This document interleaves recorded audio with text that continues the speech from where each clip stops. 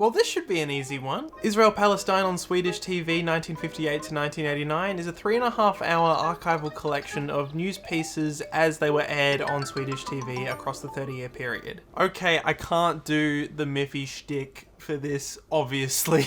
Right off the bat, before I get into the film, I want to talk about some personal context. My dad was a journalist for most of his life and was actually a correspondent in the Middle East during the Gulf War, and I just recently found his handwritten notes from that time period. Aside from warning me off of pursuing anything like it as a career for myself, he also instilled a huge sense of responsibility in me when posting anything online. He taught me how much care and work goes into being a meaningful and well-informed activist, so I've always just left it to the professionals and stuck to fun and silliness amidst dark times. Even my post announcing his death has a joke in it. That being said, it's not hard to publicly say that I disagree with the murder of tens of thousands of innocent civilians and the highest number of child amputees per capita in the world. My heart breaks for the people of Palestine every single day. It's impossible to ignore the extreme violence and large-scale destruction despite Israel's attempts to target local media and suppress foreign journalists from visiting. This doco is 200 minutes of proof that freedom of the press is the only way to give a voice to those who are being oppressed and to ensure that human rights don't get taken away in silence. Although the original news reports shown aren't wholly objective, of course, they aren't really augmented in this film. They're just kind of played out chronologically, so you get to experience how the European public was informed about this conflict over the decades. It made me angry, it made me want to cry, I had to look away for long periods of time due to the amount of dead bodies being shown, but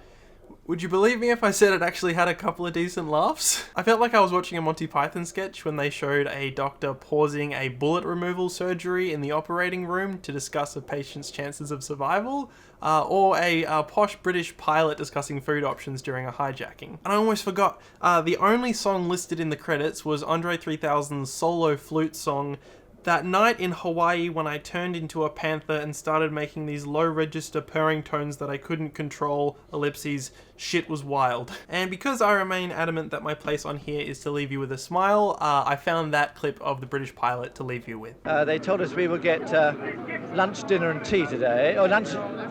Breakfast, lunch and dinner. But it's getting a bit short of time. And you're feeling tired? Well, it's not the ideal condition.